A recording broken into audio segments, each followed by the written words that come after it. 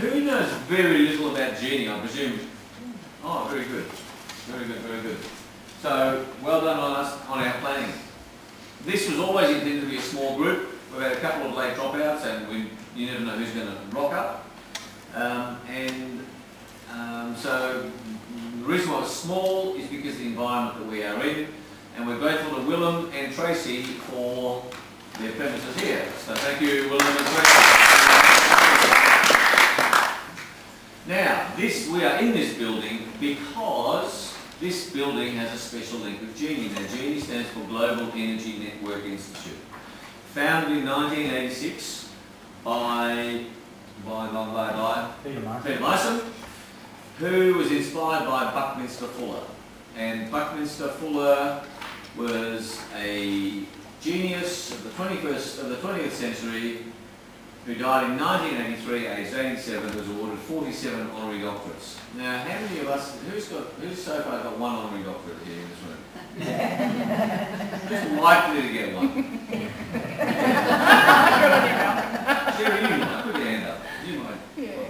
So 47 honorary doctorates, and I've been speaking as a professional speaker for 17 years on the topic of passion. I'm Australasia's passion provocateur. I spend my life provoking people to pursue their passion. One of the things I'm passionate about is Geni and this big game, and Peter Mason was inspired by Bucky's idea, but Bucky, 47 doctorates, and his thinking was, how do we make this planet, the big driver for him was, after he decided not to commit suicide at the age of 32, his big driver for him was, how do we make this planet work for everybody, and not just for the 20% that presently works for, maybe 40%. So he was a systemic thinker. And I want you to think in terms of one of the big ideas that grabbed me, and I've only got just a few minutes of intro, one of the big ideas that grabbed me about Bucky was this question of, you're going to throw something out. Where are you going to throw it out?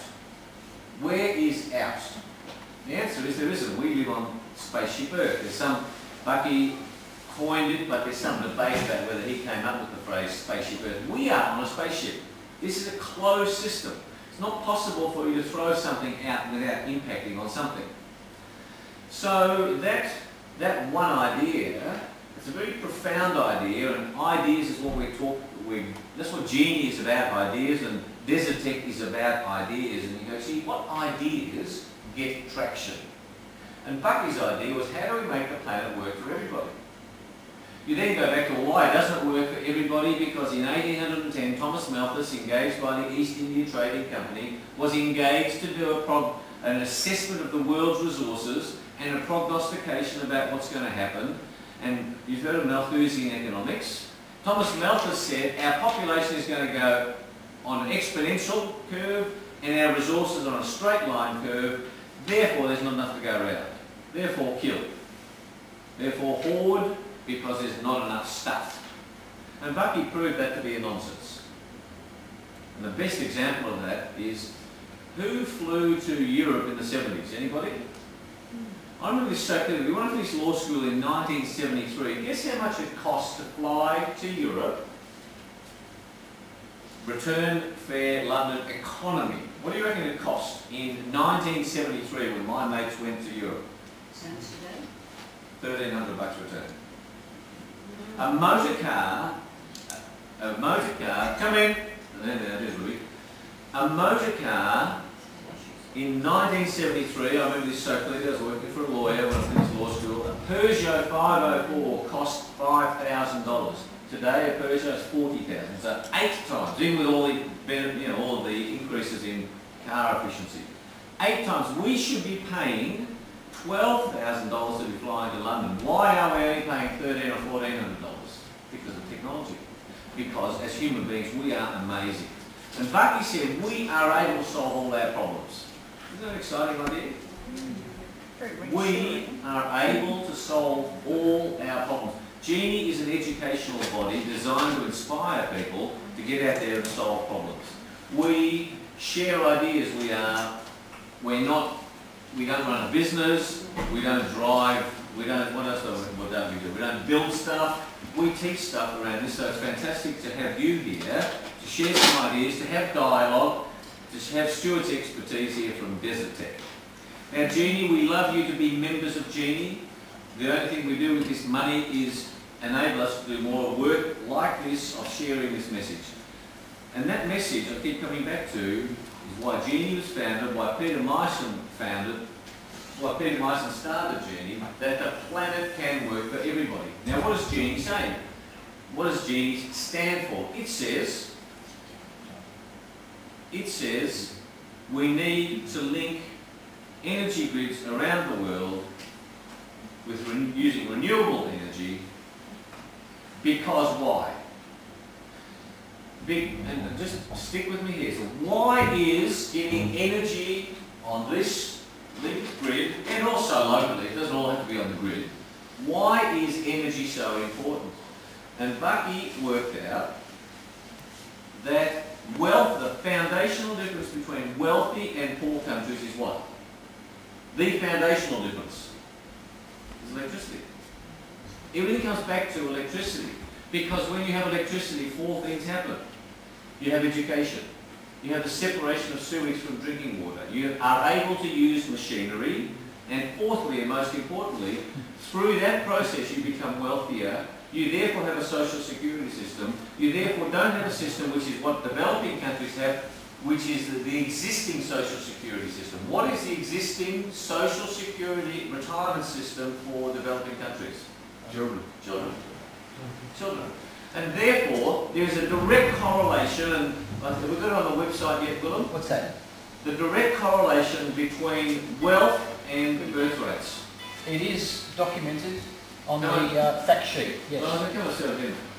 It's documented, and my son is an economist too, and we get these documents together. Every single country that is considered a developed country has a reducing natural birth rate.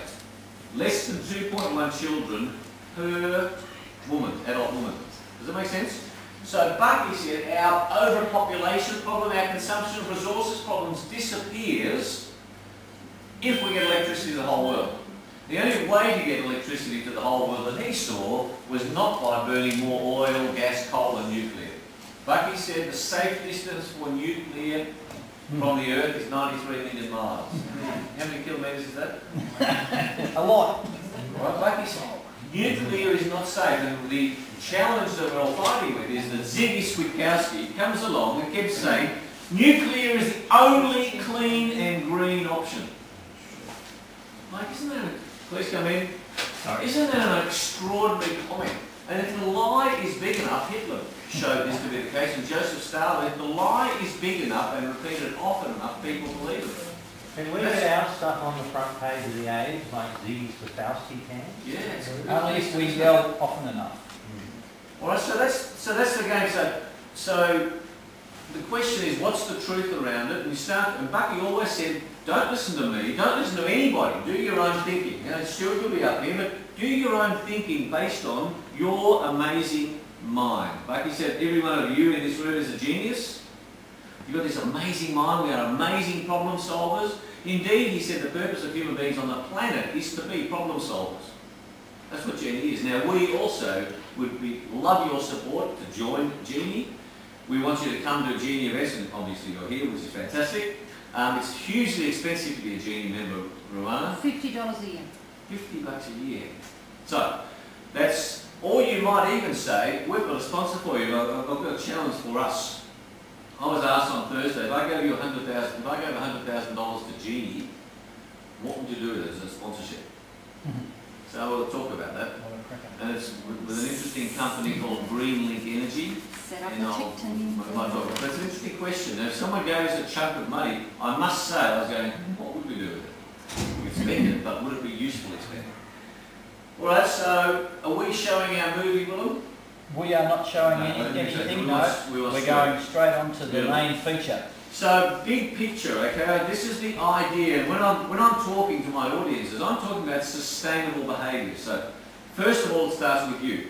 What is your behaviour that you should be doing so that you are sustainable as a human being? Food, clothing, shelter, but food for mind, body and spirit. What's going to keep you functioning as you want? And then, what's going to keep the planet functioning? Does that make sense?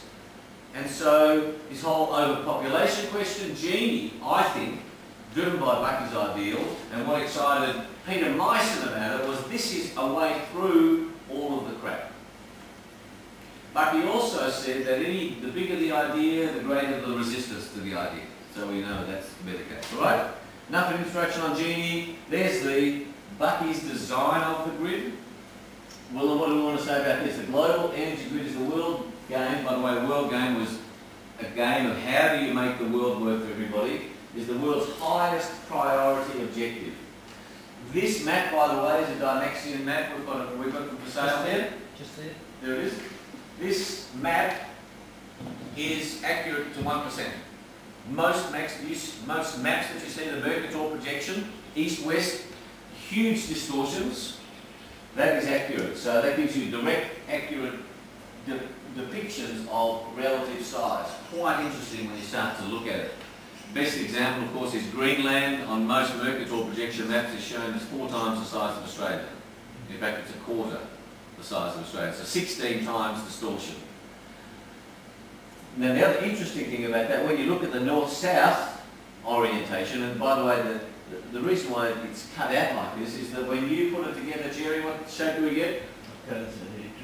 Icosahedron. Thank you. Have we got one sitting around here somewhere? No, I've got one downstairs if you've got time. So you cut this out and it makes an icosahedron. But you look at the north-south orientation, certainly all land masses are effectively linked. Stewart will talk more about that. Any other questions on this diagram? Every time I look at it, our Spaceship Earth, take a close look at it when we're stopped. It's quite amazing. These are photos taken from space, of course. Of course, what I'm trying to work out is where the Yanks come from, because I can't see it. Where the who? Where the Yanks are on that map. Where the Yanks? The Yanks. Yeah. That's America. There's Canada, and Yeah, Mexico, South America. Oh, right. Now, according to... There you are. Here's the icosahedron. That's what that, if you cut it out and fold it up, That's what you get. that's what you get. 3 dimensions. 3 dimensions, yeah. He actually did it so that all the corners were in the ocean as much as possible. Oh, good idea. Yeah. Took him a while to do it, but he did it. Yeah. And what's special about an icosahedron? It spins on air and it's got all sorts of amazing physical properties, and you start to look at Bucky's work and the book Critical Path, and we've got some interesting stuff around Bucky. Reading stuff on Bucky at Buckminster Fuller Institute, which we have links on our website as well, becomes inspirational. And he said, I love the idea.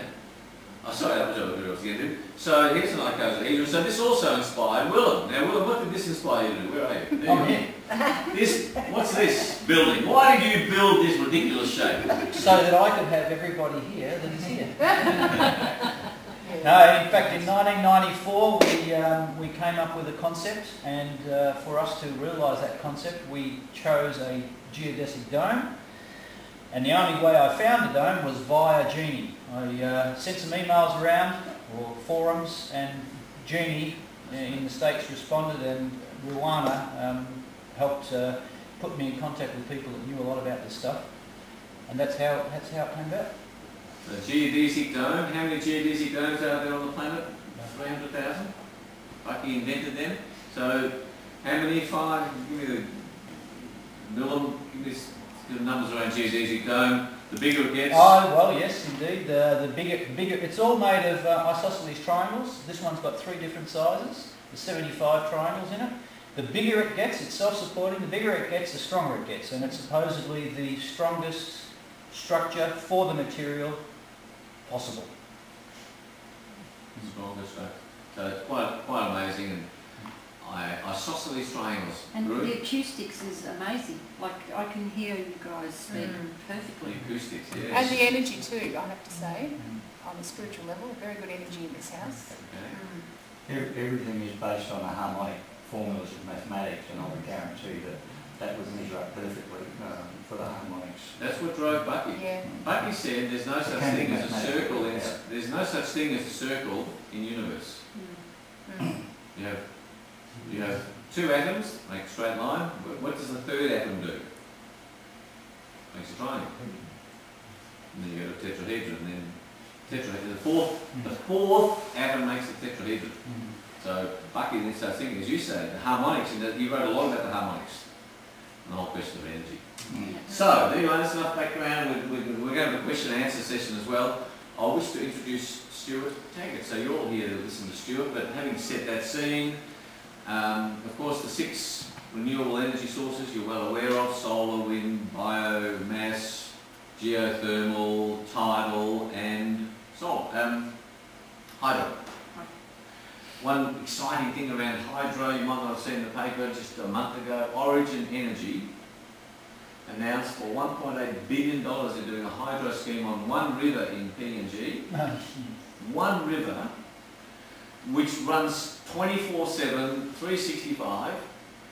In 2 days it runs enough water to fill Sydney Harbour. And they're putting a hydro scheme just on that river, just before that one river. They're going to go 250 kilometres underwater to a landing point in PNG, 250 kilometres to Cape York, 1,000 kilometres from the tip of Cape York, tapping into the grid in Townsville, so 1,500. The energy loss is 9%, so it's a number that you can rely on in the latest technology, 9% per 1,000 kilometres. Less? Yes. What is it, only 3% now? It's 3% for HDDC, isn't it? So for every 1,000 kilometres. 3 per 1,000, yes. What's that, whether it's underwater or over land? Beautiful. So 1,500 kilometres. That one river will generate 1.8 million megawatts, 1.8 million watts, which is enough for 1.8 million houses. Now, one river, 1.8 million houses is about a quarter of the number of houses in Australia. That's unbelievable. One river. Are you using, in your millions, when you go to million, are you using 10 to 12 or are you using 10 to 9? There's a reason for it. I'm quoting Origin Energy's numbers. You're talking gigawatts. I think it's gigawatts. Yeah, well that's 10 to 9. Yeah. So it's not really million. It's 1,000 million. Yeah, So 1,000 million. They said 1.8 million megawatts is what they said, I think, on the 1.8. Anyway, I cut the article. But how exciting is that? It's enough energy to power 1.8 million homes. What about environmental impact? They talk about that. What can we do? Well, what's the environmental impact? Like dig holes. No, they didn't mention that. But Flooding it's all on the down. Origin Flooding website, I presume. So anyway, that's just exciting. So, Stewart is an economist, and you know the definition of economist, don't you? An economist is a person who will tell you tomorrow why what he said yesterday didn't happen today. The rest of his story he will tell you. Please welcome Stewart Taggart.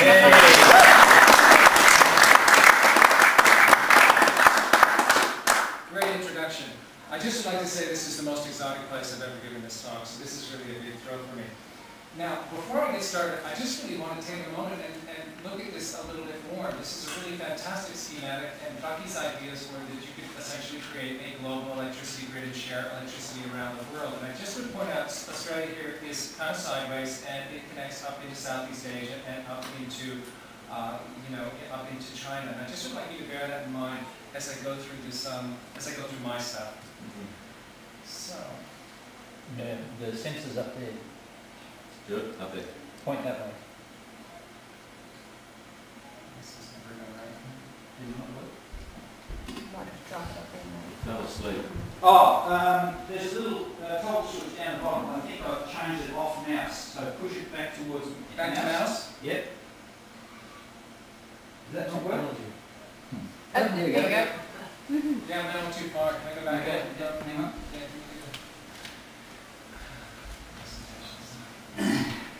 Anyway, just for some background about me, I am a co-founder of the Desertec Foundation in Germany and also the founder of Desertec Australia.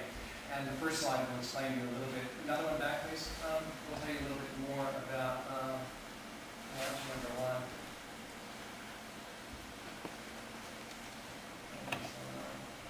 That's one? I think there should be one before that. Really? It doesn't really matter. Okay. Desertec, the basic idea behind Desertec is that solar energy is our largest single resource, and it absolutely dwarfs any and all other resources that we can possibly make use of. For instance, uranium, coal, petroleum, oil, I mean, the absolute lot. It's the absolute big kahuna of energy sources. And the very strongest solar energy falls on the world's desert because it falls unscattered by atmospheric moisture or light. And the energy source is so strong that if the amount that falls on just, for instance, this tiny little speck here is enough to power the entire world. So the world's deserts in that respect are just huge solar panels. And so the challenge for us, if we want to make use of it, is to find a way to collect it and to get it to cities where we can make use of it. Now, there are two kinds of solar energy that I'm sure you probably know. One is solar PV, and that makes electricity directly from light, and you can put it, for instance, on a rooftop. And the beauty of that is that it completely avoids the distribution problems of the grid. Now, in order to collect and distribute this kind of energy, what you need is what's known as solar thermal. And those are big mirrors that reflect and concentrate the sunlight to create very high temperatures to create steam. So there's two different kinds of energy. And the best way to collect this kind of energy is through solar thermal. So can you take the next slide, please? So the Desertec Industrial Initiative idea, and this is just putting a series of these concentrated solar power mirror fields in North Africa where the sun is really, really strong. And these would be primarily parabolic troughs. Now the idea here is to generate enough solar electricity to satisfy roughly 60% of North Africa and the Middle East's electricity demands in 2050, and to take the surplus and to transmit it to Europe over high voltage direct current power lines, so that by 2050, roughly 15% of the European Union's electricity demands would be satisfied in this way. So two things have made this more plausible now than it ever has been before. First is the falling price of solar power, specifically concentrated solar power, and in particular this technology here, which is parabolic troughs. The second is the increasing sophistication and technological advances in high voltage direct current power line technology. That can now carry electricity over virtually unlimited distances with losses of 2 to 3% per thousand kilometers and falling. So these two together have really made it possible. Oh, great, thanks. So in 2009, the German reinsurance company Munich Re took an interest in this project, and that really made everybody sit up and take notice. The reason is that Munich Re has become very, very frightened about the insurance implications of uncontrolled climate change, and it can sit out there really in the forefront trying to encourage big thinking, and this is very big thinking indeed. So, over the last couple of years, it's put together a big consortium of all the really heavy hitters in the European industry. And what they're doing collectively right now is engaging in a very detailed feasibility study of this with the aim of deciding by 2013 whether to go ahead with it. And if they do, they will seek to get the investment of roughly $600 billion US, which would make it the largest industrial project ever, in order to get this thing underway. And Munich Re says that if they decide to go ahead with it, solar energy could be flowing into the European grid as early as 2015. Okay, move up to the next one, please. Say something, Will. There we go. So, this is really a very, very exciting project. I mean, in some ways, it's just a microcosm of what Buckminster Fuller had outlined to us in the 1920s, so that's what, 80 years ago, or the 1940s. But the interesting thing is that that's not the only really amazing thing that's going on in Europe. There's also something known as the North Sea Offshore Grid Initiative. And that's a plan to take aging oil and gas facilities in the North Sea and repurposing them to service wind farms that then feed into the grid. So when you put the two of them together, and you can't see this graphic very well, the idea that emerges is that solar energy could flow into Europe from the south, wind energy could flow into Europe from the north. You'd have smart grids and solar photovoltaics in the cities. You could have the whole thing load balanced by Scandinavian hydropower and supplemented by Russian natural gas. So it's probably the most holistic vision that has ever been devised anywhere as to how a regional bloc could really move to a clean energy future. So can you do the next one? Is that those massive wind farms they have in the sea out Norway? Those are the ones that you see are in just north of Denmark, but it's pretty much the same depth of water, the same wind conditions and all of that. But the ones that you usually see are the Danes, and the Dutch are following suit. And yeah, the Europeans are really in the lead with that. And it's really, those are great photographs, aren't they? The ones that you see? Yeah, it always worries me we don't have such a thing in our muddy little Western Port that we do nothing else with. We've got a lot of wind here. Yeah. So to talk about how this might be applied elsewhere, this is a 22-year NASA satellite data for direct normal radiation. And this is that kind of really intense sun that falls on desert areas. And as you can see, the Middle East and North Africa really being hands down anywhere in the world for this kind of solar radiation, apart from in the ocean where it doesn't do much good. As you can see, the southwestern United States has this kind of radiation, so does Chile, so does South Africa, so does China. But if you look here at Australia, it absolutely stands alone, second only to the Middle East and North Africa for having this kind of sun that can generate enormous amounts of solar power. It is a huge, unrivaled strategic resource for the country. Can you move the next slide? So, among other resources, this is wind here. And the wind blows strongest down near the poles, those are the dark blues. And as you can see, this is what makes the North Sea so attractive, is that it has very, very strong winds that are close to cities. And the windmills that you see in the pictures are just sort of off the landmark here. Now, if you see elsewhere in the world, the Southern Ocean has a very strong wind off of southern Australia, but it's rather far away from cities. In terms of other areas, the northeastern United States has rather strong wind. Just to point out here in the East China Sea, there's relatively good wind resources as well. So can you get the next one, please? So there's also very good geothermal resources in Asia. As you know, we live in the Pacific Rim of Fire, and there's lots of geothermal plants in Indonesia, stretching all the way up into Japan and China. And we in Australia have geothermal of a different kind called hot dry rock. Now, in terms of other resources, there's also wave and tidal resources, and you can see the wave jet. There's wave energy off of southern Australia. There's also tidal resources here in the northwest, and there's also tidal resources in Indonesia as the tides pass through the various islands. Also in the East China Sea, where the Japanese and Koreans are working on different kinds of wave technologies. So if you kind of put it all together in what's known as global energy factor imbalance, the Europeans are really sort of, what they're doing is making the best of what they have, which is essentially trying to develop the solar resources that are in their southern near abroad, and the wind resources that they have in their North Sea, and the hydro resources that they have in Scandinavia.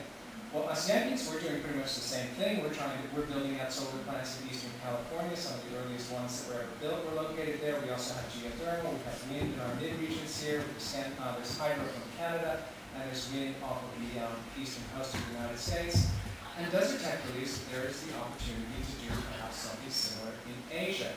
But it really boils down to essentially building out the grid to get this energy to market. And you can't see these graphics here, but this is a grid of the United States as it exists, and this is some of the fill-out that would be necessary to leverage some of these wind resources that we have in the middle of the continent. So let's go back to the solar energy as it exists here in Australia. And the CSIRO has estimated that a concentrated solar power near field roughly 32 kilometers on a side, which is about 1/3 the size of one of these little squares here, would be enough to power the entire country. So just by a process of extrapolation, a mere field of this size could power China, this size the United States, this size could power world electricity demand, and this really big one here, hypothetical of course, would be enough to satisfy world primary energy demand. That's a broader measure that includes absolutely everything: electricity, transport fuels, and everything down to the biomass used by roughly 1/4 of humanity that still lacks access to the grid.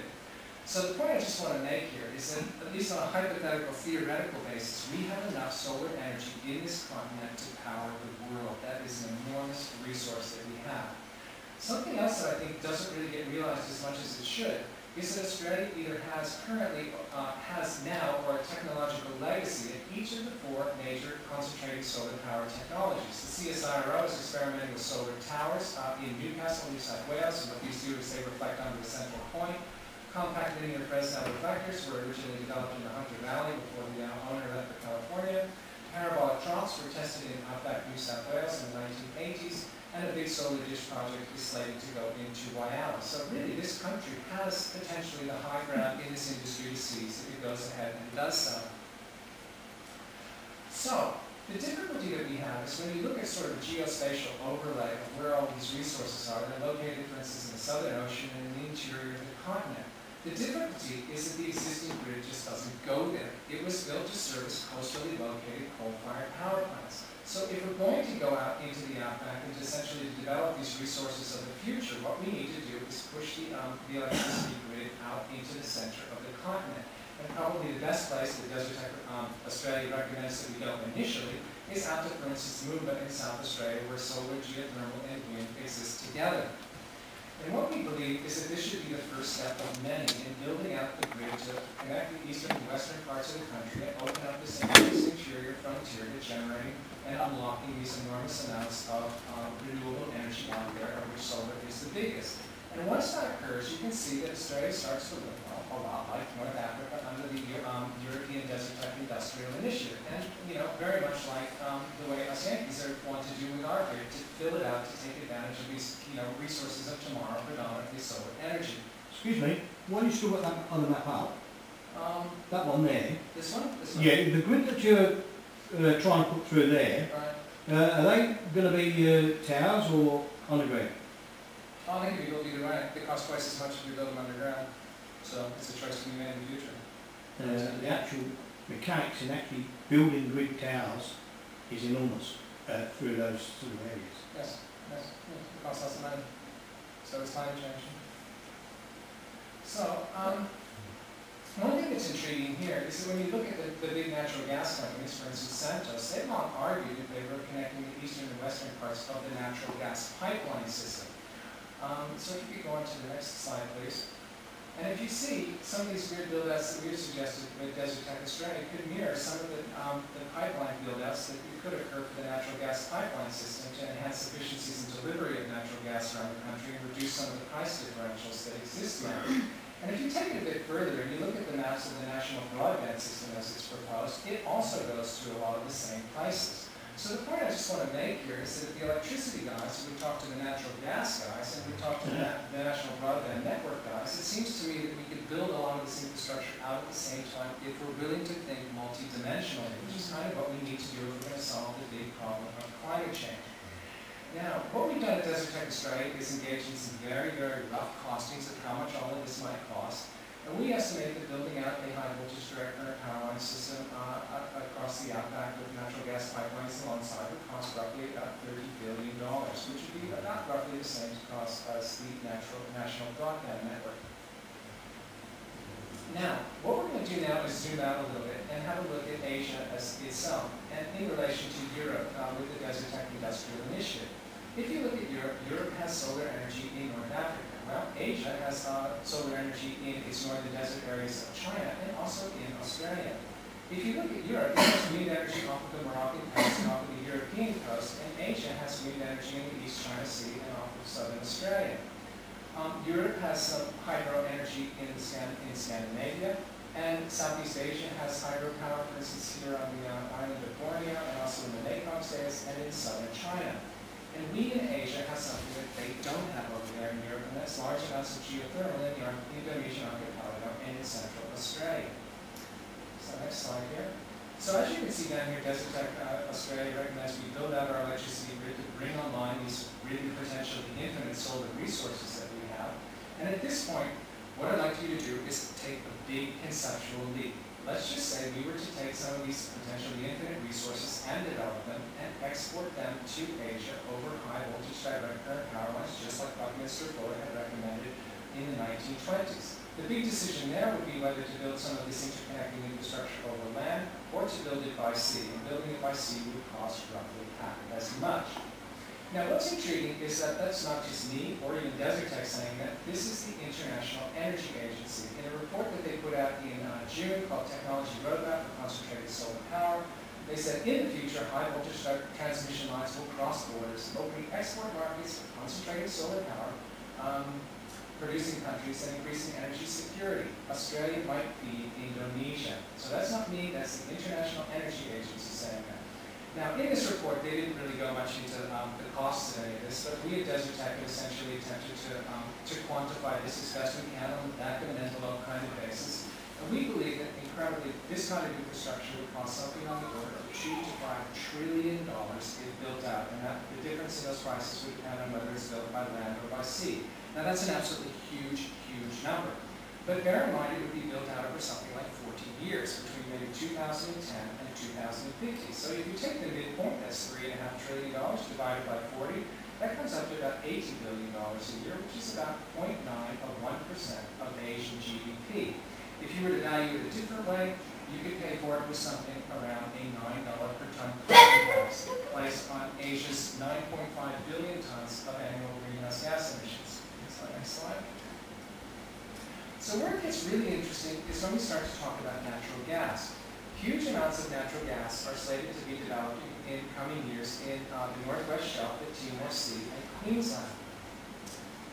Now, what is the default option for developing these natural gas resources seems to be to take this natural gas and to compress it down 600 tons into liquid natural gas for shipment by pressurized tankers to predominantly China, Japan, and South Korea. The problem is that compressing this natural gas down 600 times into liquid natural gas is very energy intensive itself. And researchers from Carnegie Mellon in the United States have attempted to calculate the life cycle greenhouse gas emissions involved in this very energy-intensive way of shipping natural gas to market.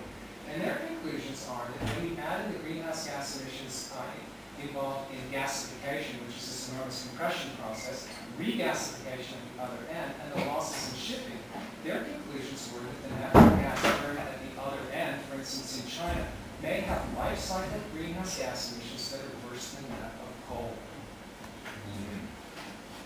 Carbon pricing will expose this. It will be very, very painful when it does. And there's one of three things that could occur from this. The first is that these huge liquid natural gas facilities that we're building could end up being massive industrial-wide elements. The second is that the companies that build them may seek compensation from governments for building infrastructure they never should have built in the first place. Or the third outcome is that basically everybody looks the other way regarding this so-called clean transition fuel that didn't turn out to be so clean anyway. So anyway, I think at the very, very least, what we need to do is think a lot more carefully about these kinds of issues here as we consider these enormous infrastructure investments on these kinds of liquid natural gas plants in the future.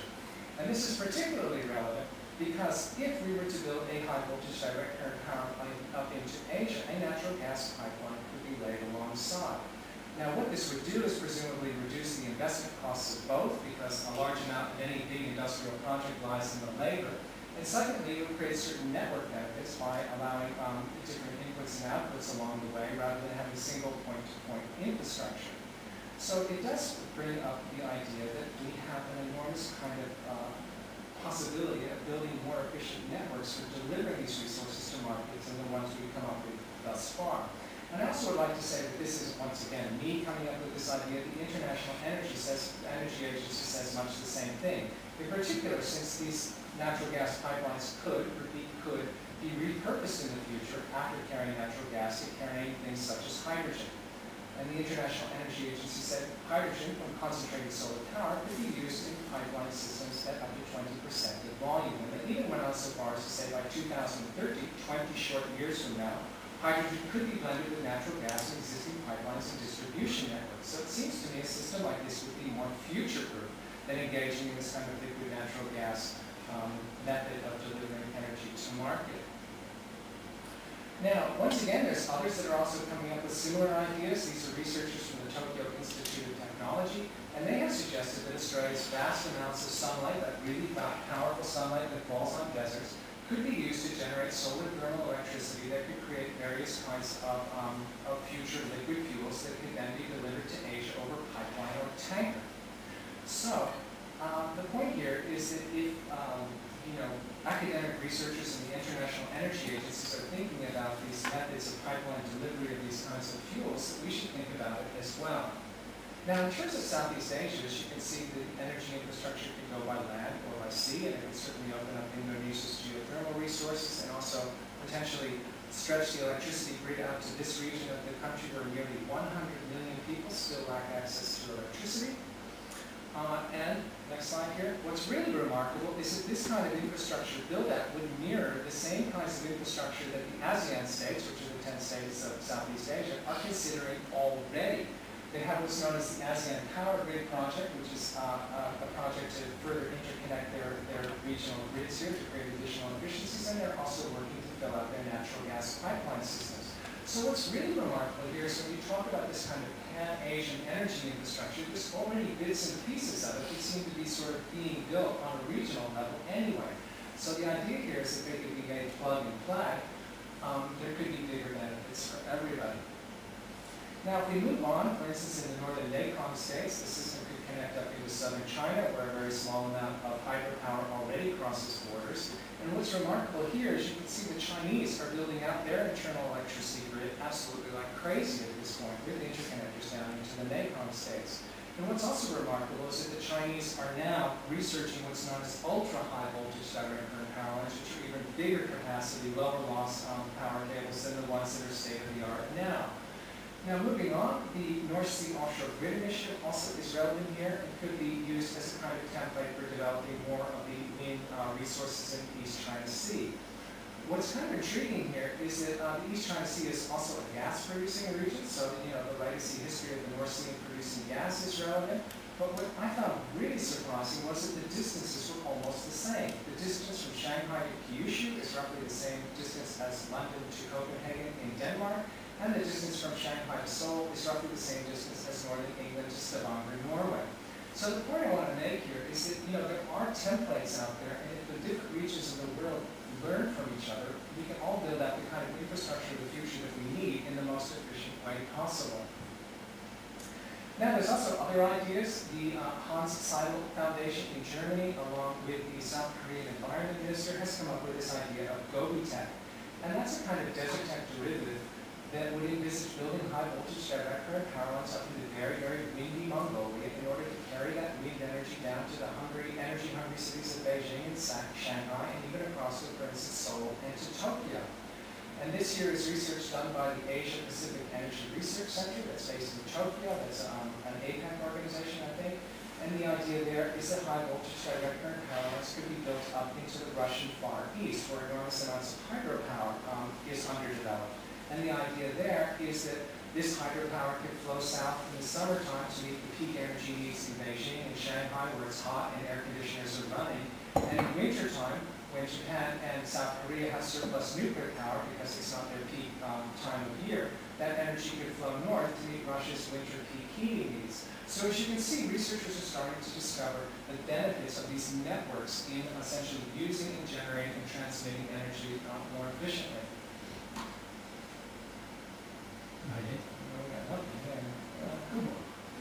Oh, okay. So the point here is that, I'm an optimist. I really think that we have sort of gotten beyond the point of hammering about climate change and, the existential threat that it poses. And we're really moving on to the next stage, which is thinking about ideas. If you see Desertec, we've come up with this idea of essentially stretching the grid out into the outback. There's another organization based here in Melbourne called Beyond Zero Emissions, and they came out with this way that Australia could essentially become a zero carbon economy by, I think, 2030. And as you can see, their map looks rather similar to ours. And this is a map drawn up by the European High Voltage Direct Current Power Line manufacturer, ABB, and they've also got various ideas how Australia could build out its infrastructure. And incredibly, the three look pretty much the same. So the beauty there is that there are these common visions that can really create some common ground that all of us can move together to agitate for this kind of future. And what's also interesting is that you look, there are all these kinds of other ideas that are out there in Asia where if you kind of string them back to back, they all seem to come up with this nice sort of daisy chain whole that can provide a bigger solution than the sum of the parts. And I think all of them can take some inspiration from the European Desertec Industrial Initiative. Now, the Desertec concept, as outlined in what's known as its red paper, said given the political will, it would be possible to achieve a worldwide realization of the Desertec concept in less than 30 years. Well, 30 years is a really short time. But bear in mind, there are templates here. Take global fiber optics. Incredibly, the first subsea fiber optic cable was only laid 22 years ago. That was 1988, and it connected the east coast of the United States to Europe. And in the ensuing 22 years, 1990 to now, so much fiber optic has been laid all around the world that not all of it is even used yet. So if we telescope forward, 2010 to 2030, for instance, this is a graphic here from Siemens. The idea here is that we can start building it, connecting the world's grids and create additional efficiencies and ideally lower prices for cross-border trade, and really come up with an energy revolution that can be enormously beneficial. And this brings me to my ultimate point, is I think that there are enormous comparisons that can be made between telecommunications and energy, because all of us have seen enormous life-changing improvements that have come from essentially deregulating and making more competitive in the innovations that have occurred in telecommunications. And in that respect, you could say the energy industry is a laggard. It can really use the kinds of innovations that have already been applied in other industries. And I think another analogy here is that basically petajoules and megawatts are just packets of energy. They're fungible packets of energy, no different than the kinds of packets of information that flow all over these networks on, all the time. So this is a list of sources that I use. Can you look at the next one? Because I think, that's too bad. Okay. I did have another slide in here that I wanted to include, and it had to do with a closing slide about what we can all do as individuals. And what I found really remarkable in researching I can find that. Another presentation, I can remember it, were 3 on-the-stump campaign statements made by Julia Gillard as part of her recent successful effort to become head of a minority government. The first one was, I will stop us building any more dirty coal-fired power plants. Now, really what she was talking about is that either the dirty coal-fired power plants pay the full cost of their pollution through a carbon price, or they engage in carbon capture and storage. So really, carbon pricing is an absolute crucial thing that we need. The second thing is she said, I will build out the grid infrastructure needed to bring the clean energy that we need into our homes. So what she is committing to is building out the grid infrastructure. That's a positive too. And the third one is, she said, I will build the National Broadband Network. Now, the National Broadband Network is an absolute world first. Nobody has done this before. I mean, Australia is really going to be a world leader in this respect. And so, I mean, if we're willing to build out a National Broadband Network to get movies on demand, we should certainly be willing to be a first mover in things like building out the energy system. So I think that those 3 campaign promises are really something that we as individuals can keep on the government about, to hold to their promises. It's really up to us. They just say the stuff to get re-elected. It's up to us to hold them to it.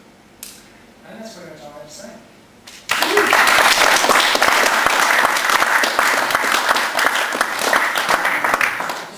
Stewart, we're going to have a discussion now, and a conversation, etc. But I mean, one big idea that I mentioned I want to reiterate, and I'm interested in your views on this, and I'm sure there's lots of questions and I look forward to the discussion. Assume that our generation of greenhouse gas emissions do not impact on the climate. Just assume that for the moment, okay? So forget climate change.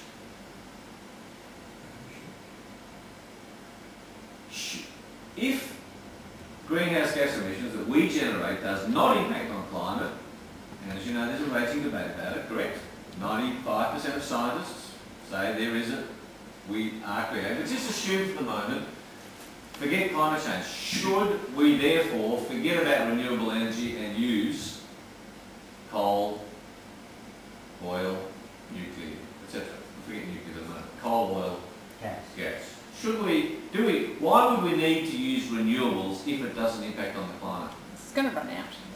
Does it run out? Systemic thinking? It'd be dodgy as well. Dodgy? Just like possible Health. come from like really unusual places, so dangerous. Yeah. Chilean gold miners and Chinese coal miners.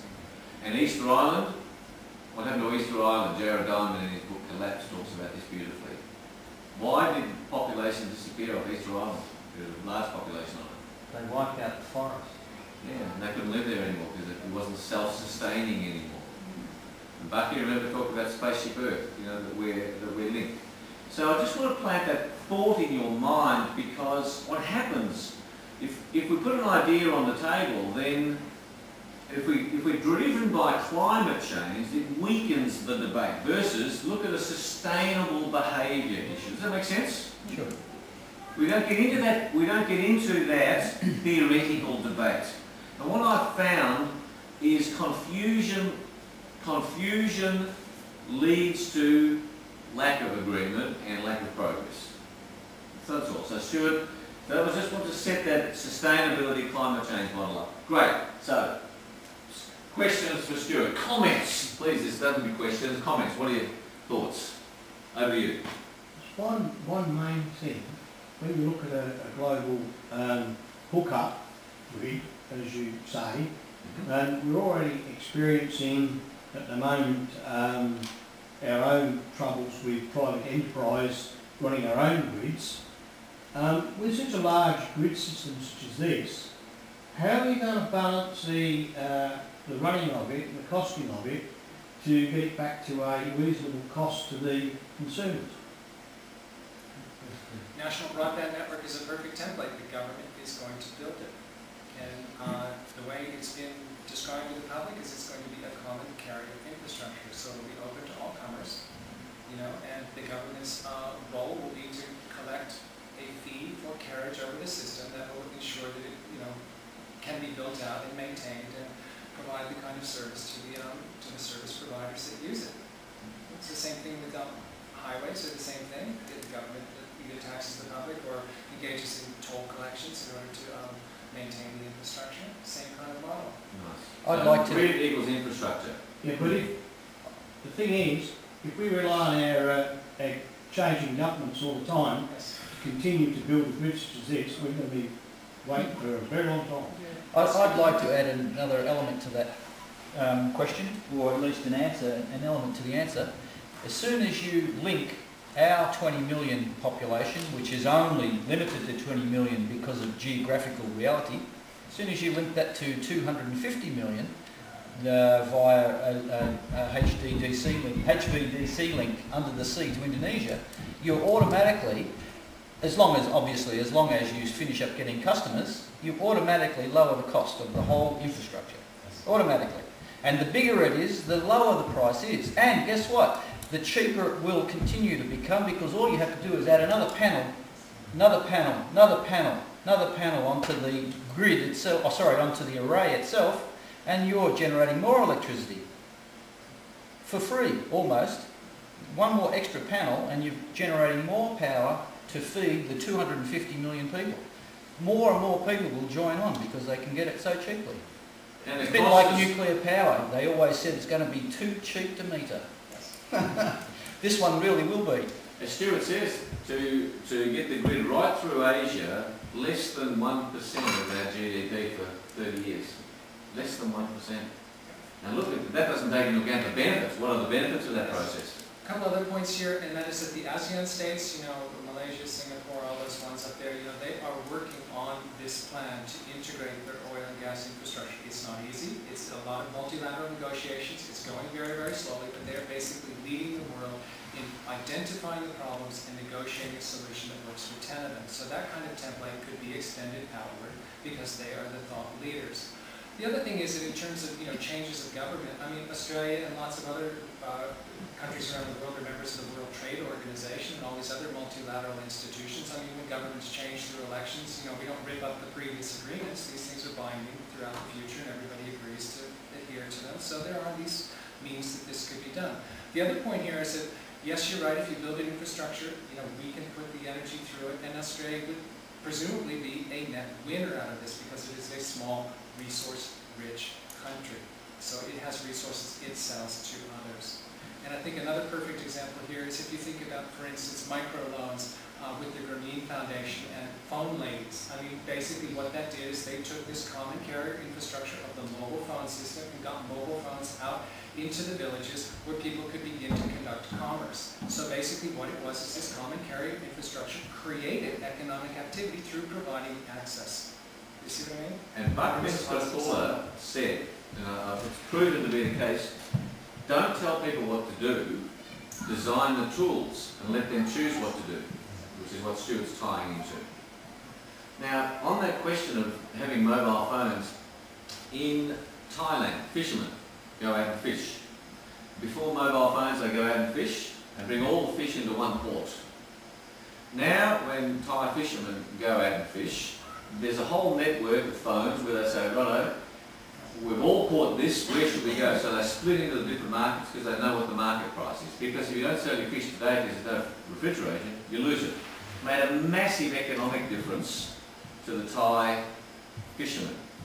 A guy called Kimji Vengjani, so another Kimji, another good Indian name, Khimji, We're looking to create something with Geni, talking about that one issue, because Brian, I thought you were going to go to this question. If we have a grid, what's the danger of one grid and global world government? You know, so we'll address that for the moment. So we're thinking big picture, but also we can act locally. And Kinji has developed a solar process that costs $1,200. And it's a device that is half the size of this.